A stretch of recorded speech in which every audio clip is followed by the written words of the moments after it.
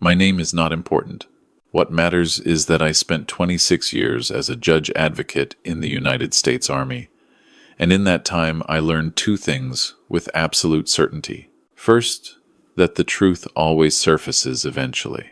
Second, that a man who believes he is untouchable is always, in the end, the easiest man to destroy. What the Hargrove family did to my son, they had been doing for 3 years. What I did to the Hargrove family took me 11 days. This is the story of how it ended. I want to know how far my voice has reached today. Please tell me what state or country are you watching from. I drove myself to Savannah. That is the first thing you need to understand, because every detail matters in a story like this. I drove my own truck, a black F-250. I have owned for 9 years.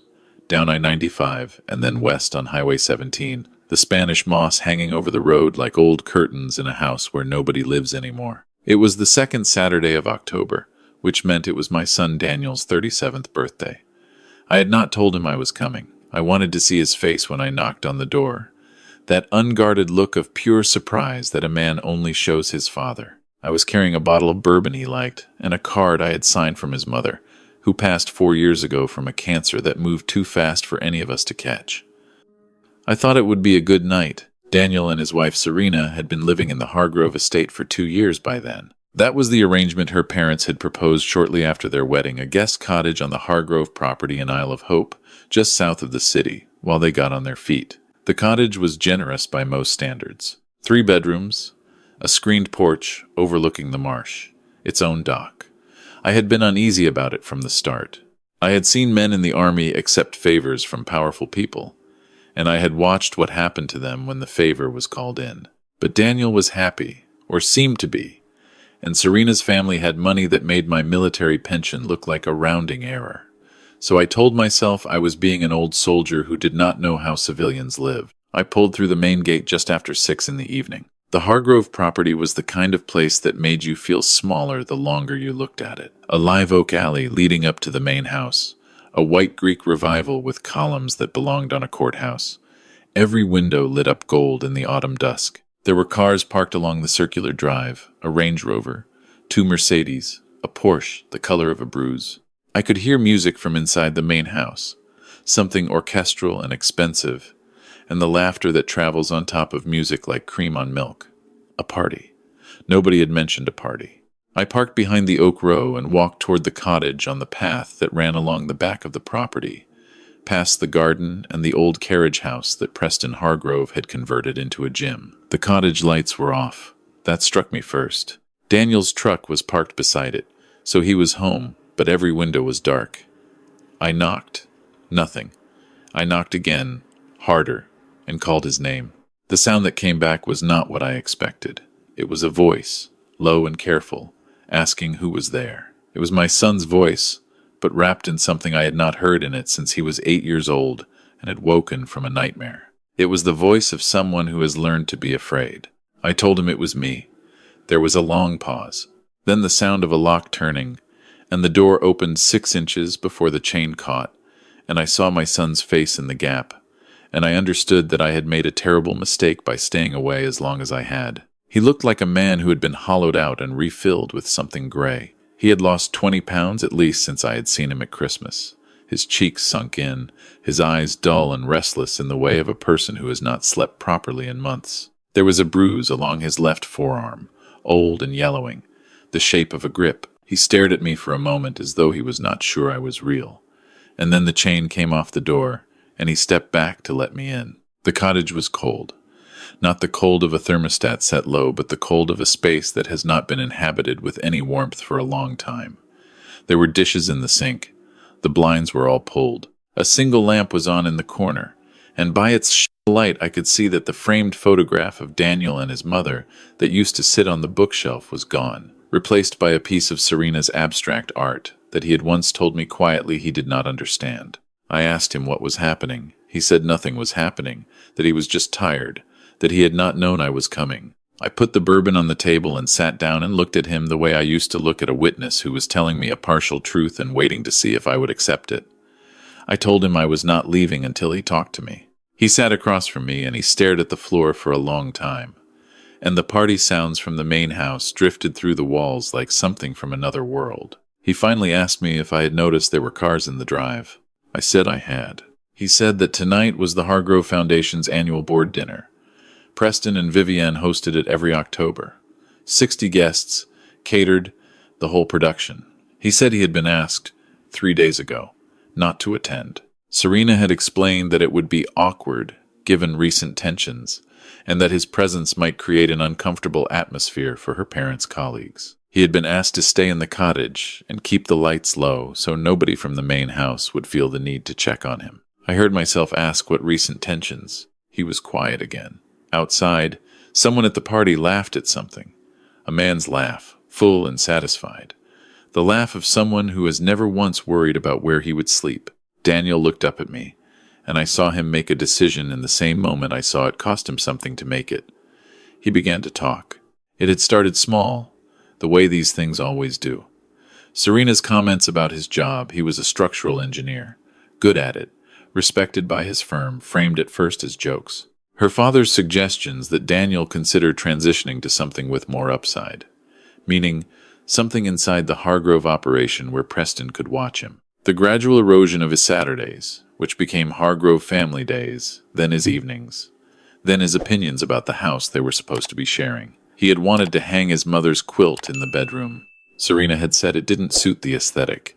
It was now in a box in the carriage house storage room. He told me about the money. Serena controlled their joint account, had from the start a suggestion from Vivienne that had been presented as practical and modern, and had ended with Daniel receiving a weekly transfer for expenses that Serena reviewed every Sunday evening.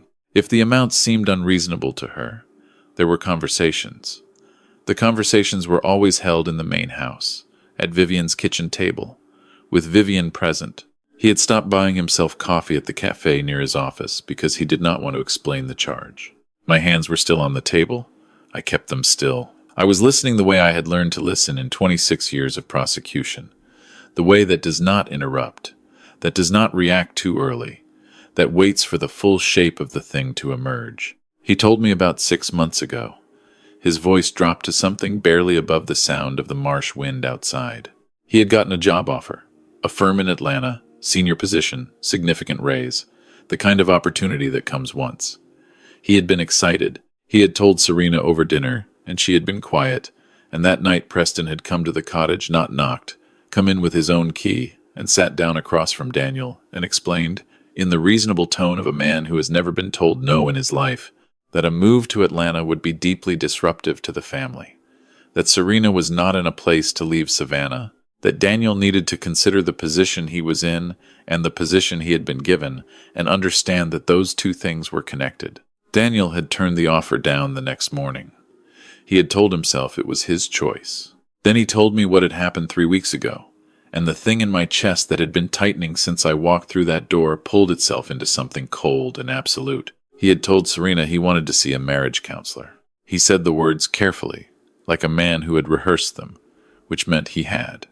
He said he thought they needed outside help, that he felt isolated and unsure of where they stood. Serena had gone upstairs without answering. An hour later, Preston had appeared at the cottage door, not Serena, her father. Preston had stood in the doorway and told Daniel that counseling was not something the Hargroves did publicly, that it implied weakness, that the suggestion itself showed how little Daniel understood about what this family expected from the people who joined it. Then Preston had said, and my son's voice went flat and toneless as he repeated the words, the way people go flat when something has burned itself too deep for expression, that if Daniel ever took any step that could embarrass this family publicly, he would make certain that Daniel's firm learned about certain conversations Preston had already had with their senior partners.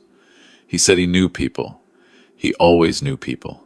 That was the bruise on his arm, not from Preston directly. From his own hand, gripping the doorframe after Preston left, holding himself up. I looked at my son across the table in that dark, cold cottage on his 37th birthday, while 60 people laughed and drank 40 yards away in a house his wife's parents owned. And I felt something I had not felt in years. Not since the last real fight of my career, a case involving a superior officer who had believed that rank made him a different species from the rest of us. I felt the cold, specific clarity of a man who has identified a target and understands exactly what kind of ammunition he is holding. I told Daniel to pack a bag. Not everything, just enough. We were going to drive to urgent care first, because I wanted that bruise documented, and I wanted him seen by a medical professional tonight. He started to protest, and I told him that I was his father and a retired JAG Colonel, and he was going to let me make exactly this one decision for him, and after that he could make every decision for the rest of his life. He was quiet for a moment, and then he got up and went to the bedroom to pack. We were back on the road by 7:30. The urgent care documentation, dated and signed, went into a folder I kept in my truck's center console. I noted the nurse's name and the physician's name. I noted the time, habits of a career. I drove us to a hotel near Forsyth Park, and I sat on the edge of one of the beds and called the only person I knew who could help me do what I was already planning. Marcus Webb had served with me for 11 years before he left the Army and started a private intelligence firm in Washington. He was one of the most methodical men I had ever worked with, the kind of operator who could find the seam in any structure if you gave him enough time. I did not give him much time.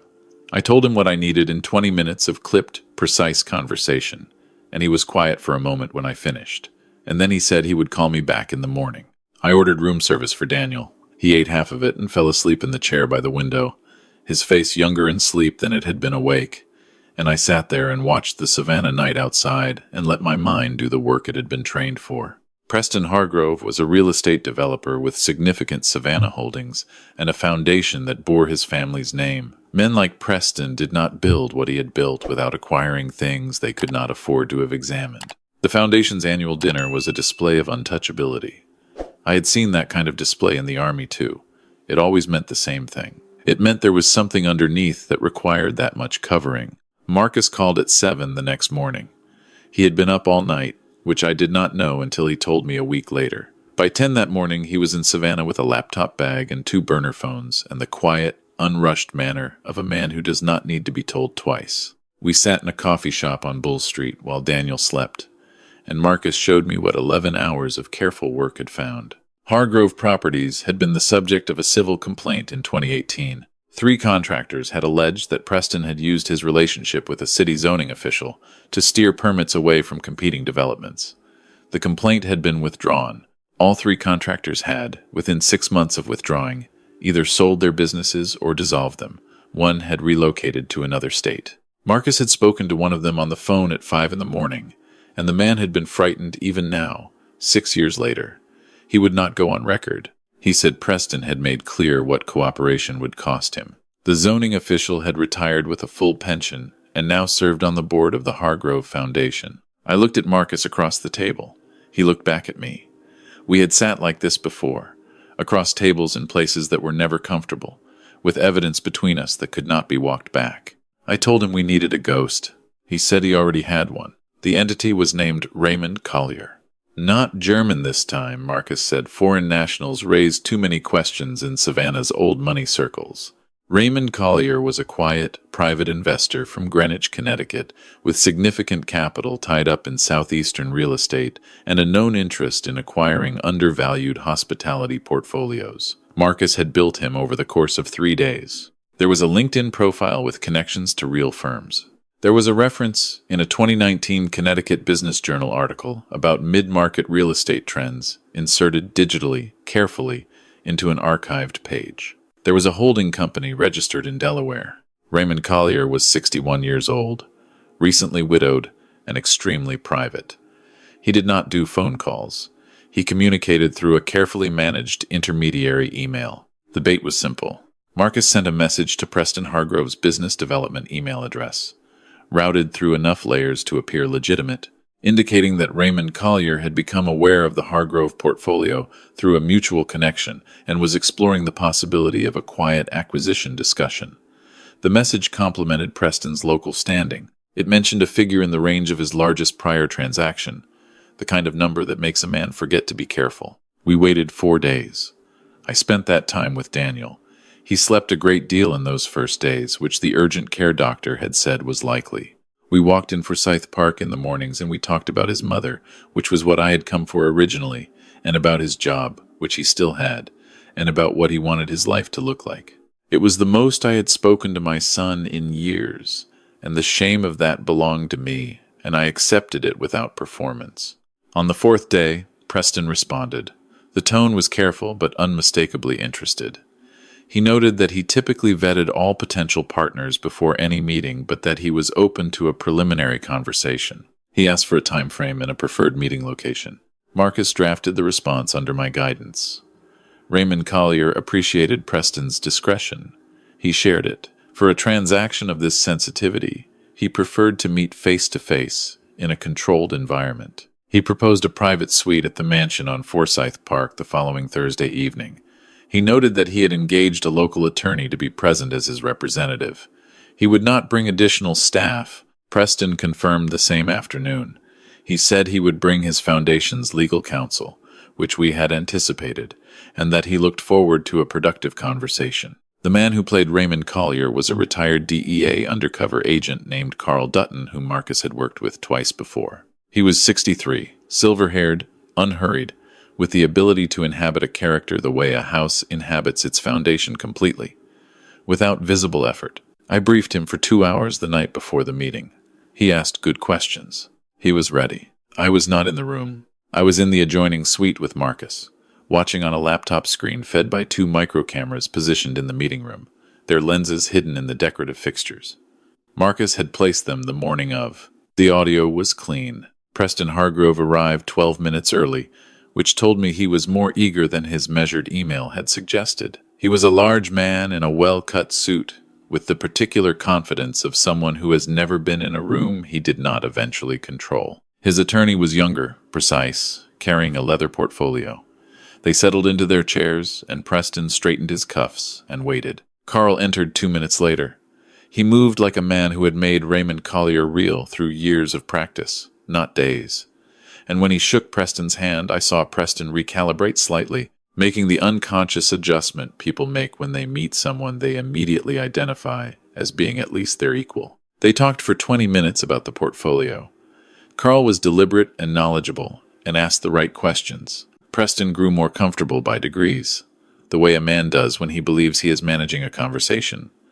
The attorney took notes. Then Carl set his pen down and leaned back and said that before any figures were discussed, he needed to understand something about how Preston operated. He said he had done business in markets where approvals could be complicated, where the relationship between private development and civic authority was nuanced.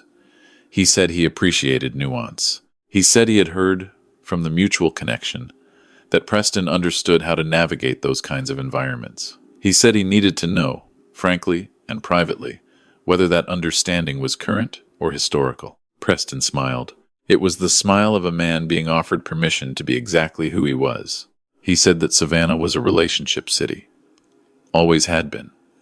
He said that the right connections, maintained properly, made the difference between a project that moved and a project that sat. He said he had cultivated those connections over 30 years, and that they were, let him put it this way, still very much in service. Carl nodded slowly. He said that was good to hear. He said he wanted to ask one more thing, and he wanted it to remain between them. He said he had heard, again from the mutual connection, that Preston had dealt with some internal family complications in recent years, and that he had handled them with the same efficiency he applied to business. He said he admired that. He said a man who could keep his own house clean was a man who understood how to protect a larger enterprise. Preston looked at him for a moment, and I watched him on the screen, and I watched him decide that he was among his own kind. He said family was the foundation.